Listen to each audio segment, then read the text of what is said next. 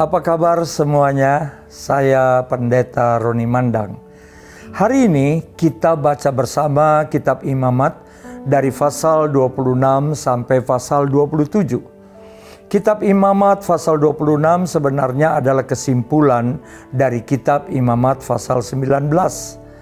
Maka para ahli menyebut kitab Imamat pasal 19 sampai pasal 26 sebagai hukum kekudusan. Hal yang terpenting adalah kehidupan dari kata menjadi kudus dalam Imamat pasal 26. Dan juga yang dibicarakan Imamat pasal 26 adalah aturan tentang penghargaan dan hukuman. Jikalau kamu taat dan mendengarkan perkataannya, maka Tuhan akan memberi hujan pada musimnya dan memberkati umatnya. Akan tetapi jikalau kamu tidak mendengarkan Tuhan dan tidak taat pada firman-Nya, maka Ia akan menurunkan kutukan dan percobaan serta bencana. Semuanya tertulis penuh di kitab Imamat pasal 26. Maka secara sekilas bisa dipahami seperti apa ketetapan aturan tentang penghargaan dan hukuman mengenai hukum kekudusan. Tetapi ada satu hal yang harus diperhatikan dalam pasal 26. Saat saudara merendahkan hati dan menyadari bahwa sedang dihukum oleh Tuhan, Tuhan akan mengampuni dan memulihkan kesalahan saudara. Sebab Allah mengingat perjanjiannya dengan Yakub, Ishak, Abraham dengan menjadikannya sebagai bangsa perjanjian di akhir pasal ini. Oleh sebab itu, firman Tuhan membimbing kita ke jalan kekudusan untuk hidup sebagai bangsa perjanjian. Kitab Imamat pasal 27 adalah firman tentang Nasar. Tentang bagaimana menjaga kesucian bait Allah, yaitu memberikan persembahan Nasar. Jika bernasar, haruslah sesuai dengan usia dan jenis kelamin dalam bernasar. Bila mereka bertani, maka hasil panen pertama adalah milik Tuhan, 1/10 adalah milik Tuhan. Tuhan mengatakan menjaga bait suci adalah tanggung jawab bangsa Israel sebagai nasar. Nasihat seperti itu juga diberikan kepada kita. Bagaimana gereja bertumbuh? Gereja bertumbuh dengan dedikasi dan pengabdian saudara seiman. Bagaimana bait Allah dibangun? Dengan nasar persembahan yang diberikan secara sukarela oleh umat Allah. Jika jemaat sehat, maka gereja sehat. Jika jemaat bangkit, maka gereja bangkit. Saat Anda membaca Alkitab dalam Imamat pasal 27, saya berharap Anda mengukir harapan akan kebangunan rohani di dalam hati Anda. Nah, mari kita baca bersama kitab Imamat dari pasal 26 sampai pasal 27.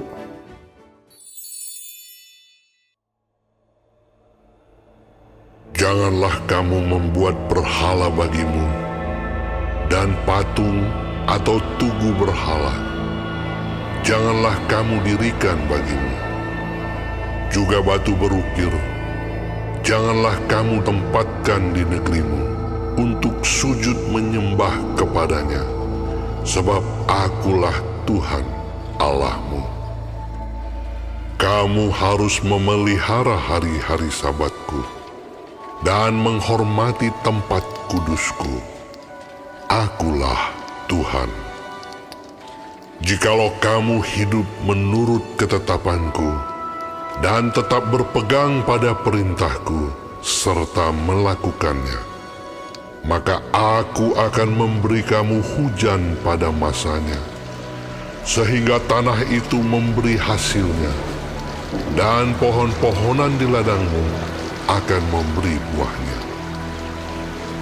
Lamanya musim mengirik bagimu akan sampai kepada musim memetik buah anggur, dan lamanya musim memetik buah anggur akan sampai kepada musim menabur. Kamu akan makan makananmu sampai kenyang dan diam di negerimu dengan aman tentram. dan aku akan memberi damai sejahtera di dalam negeri itu, sehingga kamu akan berbaring dengan tidak dikejutkan oleh apapun. Aku akan melenyapkan binatang buas dari negeri itu, dan pedang tidak akan melintas di negerimu. Kamu akan mengejar musuhmu, dan mereka akan tewas di hadapanmu oleh pedang. 5 orang dari antaramu akan mengejar 100, dan 100 orang dari antaramu akan mengejar selaksa, dan semua musuhmu akan tewas di hadapanmu oleh pedang. Dan aku akan berpaling kepadamu, dan akan membuat kamu beranak cucu, serta bertambah banyak, dan aku akan meneguhkan perjanjianku dengan kamu. Kamu masih akan makan hasil lama dari panen yang lampau, dan hasil lama itu akan kamu keluarkan untuk menyimpan yang baru. Aku akan menempatkan kemah suciku di tengah-tengahmu, dan hatiku tidak akan muak melihat kamu. Tetapi aku akan hadir di tengah-tengahmu, dan aku akan menjadi Allahmu, dan kamu akan menjadi umatku. Akulah Tuhan Allahmu, yang membawa kamu keluar dari tanah Mesir, supaya kamu jangan lagi menjadi budak mereka. Aku telah mematahkan kayu kuk yang di atasmu, dan membuat kamu berjalan tegak. Tetapi jikalau kamu tidak mendengarkan daku, dan tidak melakukan segala perintah itu, jikalau kamu menolak ketetapanku, dan hatimu muak mendengar peraturanku, sehingga kamu tidak melakukan segala perintahku, dan kamu mengingkari perjanjianku, maka aku pun akan berbuat begini kepadamu, yakni aku akan mendatangkan kekejutan atasmu, batuk kering serta demam, yang membuat mata rusak dan jiwa merana. Kamu akan sia-sia menabur benihmu, karena hasilnya akan habis dimakan musuhmu. Aku sendiri akan menentang kamu, sehingga kamu akan dikalahkan oleh musuhmu, dan mereka yang membenci kamu akan menguasai kamu, dan kamu akan lari, sungguh pun tidak ada orang mengejar kamu. Dan jikalau kamu dalam keadaan yang demikian pun tidak mendengarkan daku, maka aku akan lebih keras menghajar kamu sampai 7 kali lipat karena dosamu. Dan aku akan mematahkan kekuasaanmu yang kau banggakan, dan akan membuat langit di atasmu sebagai besi, dan tanahmu sebagai tembaga. Maka tenagamu akan habis dengan sia-sia. Tanahmu tidak akan memberi hasilnya, dan pohon-pohonan di tanah itu tidak akan memberi buahnya. Jikalau hidupmu tetap bertentangan dengan daku, dan kamu tidak mau mendengarkan daku, maka aku akan makin menambah hukuman atasmu, sampai 7 kali lipat setimpal dengan dosamu.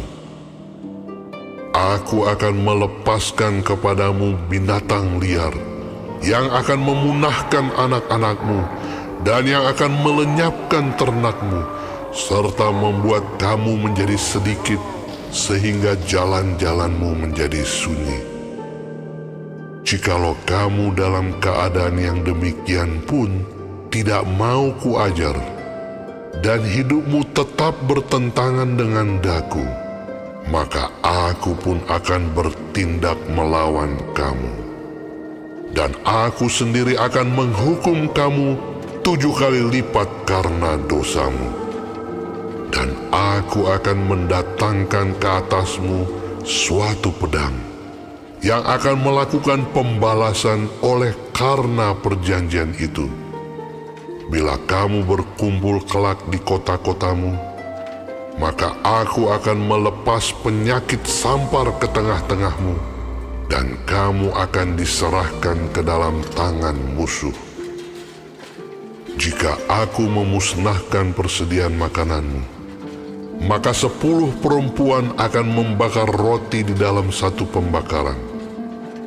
Mereka akan mengembalikan rotimu menurut timbangan tertentu, dan kamu akan makan, tetapi tidak menjadi kenyang. Dan jikalau kamu dalam keadaan yang demikian pun tidak mendengarkan daku, dan hidupmu tetap bertentangan dengan daku, maka aku pun akan bertindak keras melawan kamu, dan aku sendiri akan menghajar kamu 7 kali lipat karena dosamu, dan kamu akan memakan daging anak-anakmu lelaki dan anak-anakmu perempuan.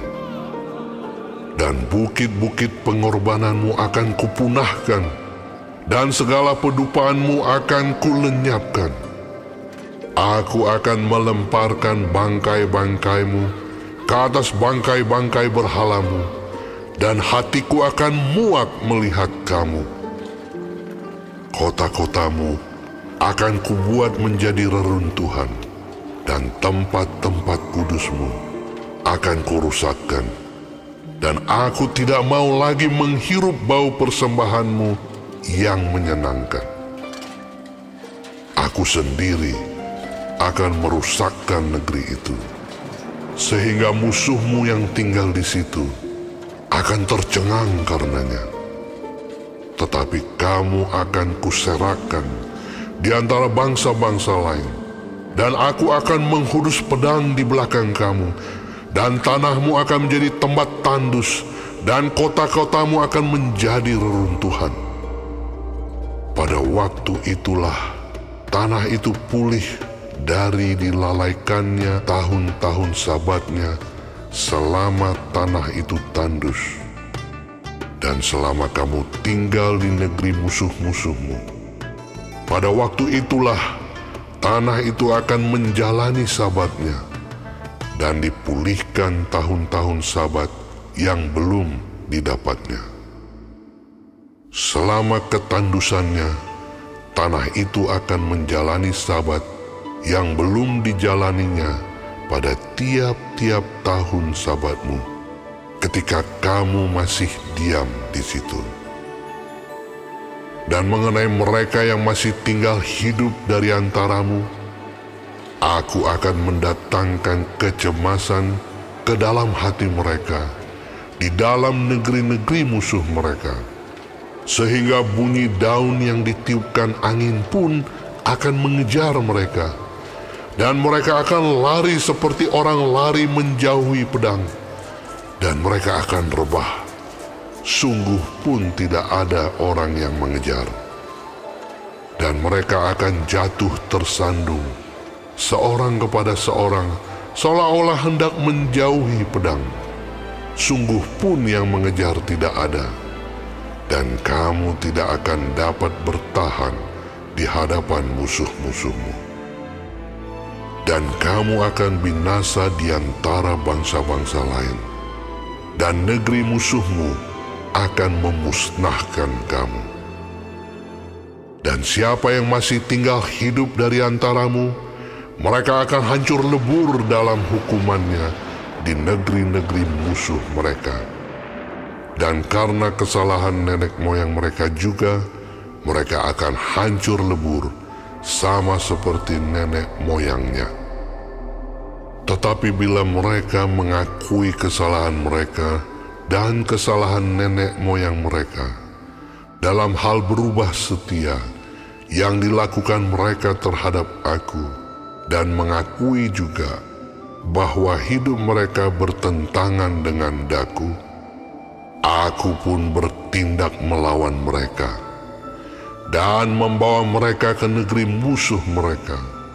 Atau bila kemudian hati mereka yang tidak bersunat itu telah tunduk, dan mereka telah membayar pulih kesalahan mereka, maka aku akan mengingat perjanjianku dengan Yakub, juga perjanjian dengan Ishak, dan perjanjianku dengan Abraham pun akan kuingat, dan negeri itu akan kuingat juga. Jadi tanah itu akan ditinggalkan mereka, dan akan pulih dari akibat tahun-tahun Sabat yang dilalaikan selama tanah itu tandus, oleh karena ditinggalkan mereka. Dan mereka akan membayar pulih kesalahan mereka, tak lain dan tak bukan karena mereka menolak peraturanku, dan hati mereka muak mendengarkan ketetapanku.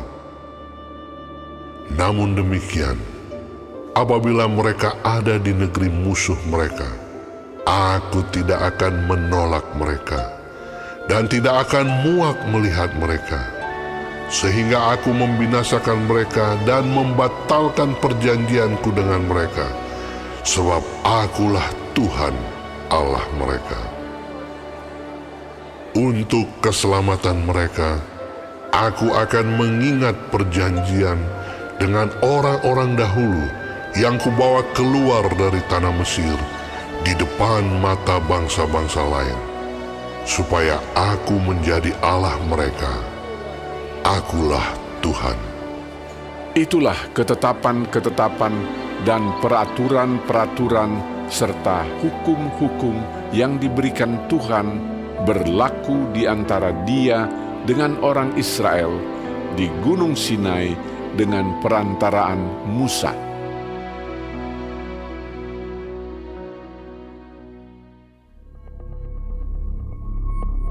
Tuhan berfirman kepada Musa, Berbicaralah kepada orang Israel dan katakan kepada mereka, apabila seorang mengucapkan nazar khusus kepada Tuhan mengenai orang menurut penilaian yang berlaku untuk itu, maka tentang nilai bagi orang laki-laki dari yang berumur 20 tahun sampai yang berumur 60 tahun, nilai itu harus 50 sikal perak, ditimbang menurut sikal kudus.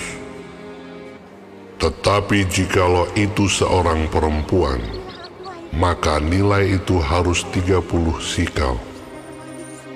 Jikalau itu mengenai seorang dari yang berumur 5 tahun sampai yang berumur 20 tahun, maka bagi laki-laki nilai itu harus 20 sikal, dan bagi perempuan 10 sikal. Jikalau itu mengenai seorang dari yang berumur 1 bulan sampai yang berumur 5 tahun, maka bagi laki-laki nilai itu harus 5 sikal perak, dan bagi perempuan 3 sikal perak. Jikalau itu mengenai seorang yang berumur 60 tahun atau lebih, jikalau itu mengenai laki-laki, maka nilai itu harus 15 sikal, dan bagi perempuan 10 sikal. Tetapi jikalau orang itu terlalu miskin untuk membayar nilai itu, maka haruslah dihadapkannya orang yang dinazarkannya itu kepada imam, dan imam harus menilainya sesuai dengan kemampuan orang yang bernazar itu. Imam harus menentukan nilainya. Jikalau itu termasuk hewan yang boleh dipersembahkan sebagai persembahan kepada Tuhan, maka apapun daripada hewan itu yang dipersembahkan orang itu kepada Tuhan haruslah kudus.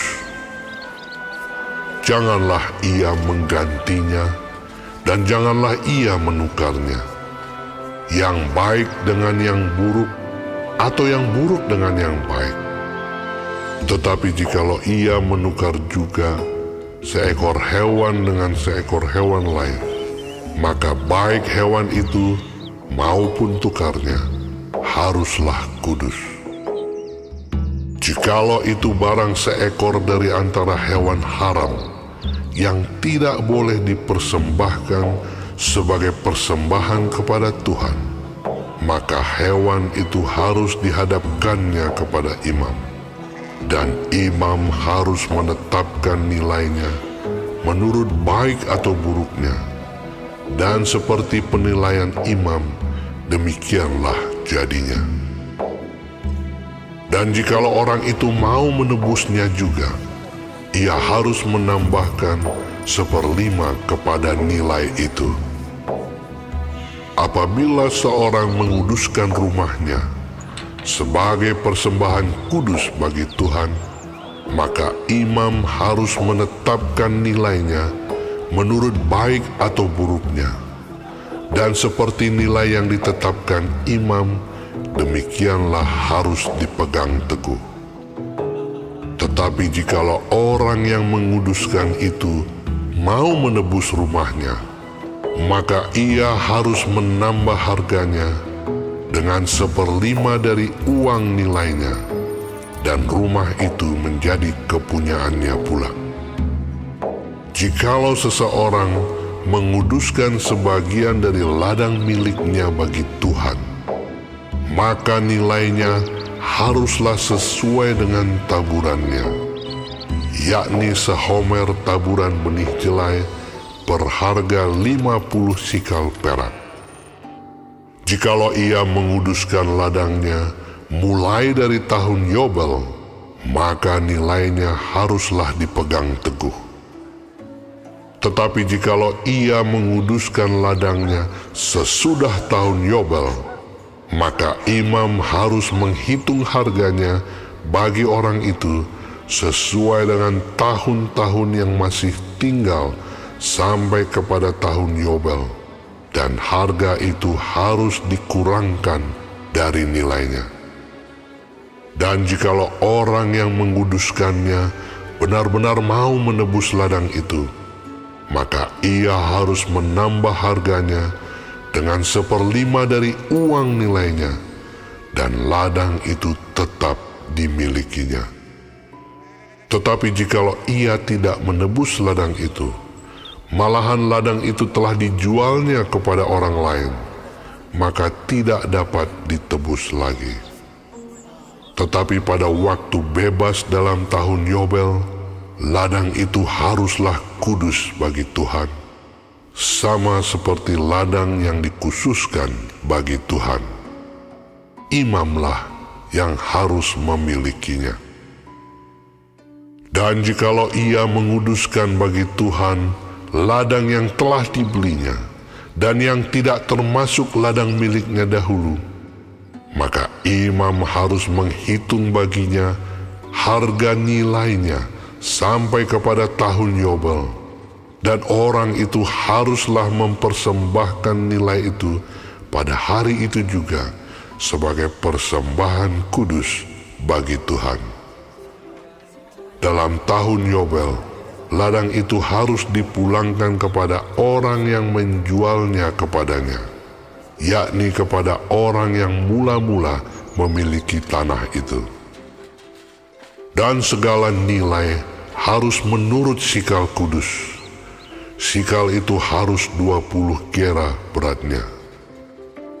Akan tetapi anak sulung yang sebagai anak sulung menjadi hak Tuhan dari antara hewan, tidak boleh dikuduskan oleh siapapun, baik seekor lembu maupun seekor kambing atau domba, itu milik Tuhan. Tetapi jikalau itu dari antara hewan yang haram, maka haruslah orang menebusnya menurut nilainya dengan menambah 1/5, dan jikalau tidak ditebus, haruslah dijual menurut nilainya. Akan tetapi segala yang sudah dikhususkan oleh seseorang bagi Tuhan dari segala miliknya, baik manusia atau hewan, maupun ladang miliknya, tidak boleh dijual dan tidak boleh ditebus, karena segala yang dikhususkan adalah maha kudus bagi Tuhan. Setiap orang yang dikhususkan yang harus ditumpas di antara manusia, tidak boleh ditebus, pastilah ia dihukum mati. Demikian juga segala persembahan persepuluhan dari tanah, baik dari hasil benih di tanah maupun dari buah pohon-pohonan, adalah milik Tuhan. Itulah persembahan kudus bagi Tuhan. Tetapi jikalau seseorang mau menebus juga sebagian dari persembahan persepuluhannya itu, maka ia harus menambah 1/5. Mengenai segala persembahan persepuluhan, dari lembu sapi atau kambing domba, maka dari segala yang lewat dari bawah tongkat gembala waktu dihitung, setiap yang ke-10 harus menjadi persembahan kudus bagi Tuhan. Janganlah dipilih-pilih mana yang baik dan mana yang buruk, dan janganlah ditukar. Jikalau orang menukarnya juga, maka baik hewan itu maupun tukarnya haruslah kudus dan tidak boleh ditebus. Itulah perintah-perintah yang diperintahkan Tuhan kepada Musa di Gunung Sinai untuk disampaikan kepada orang Israel.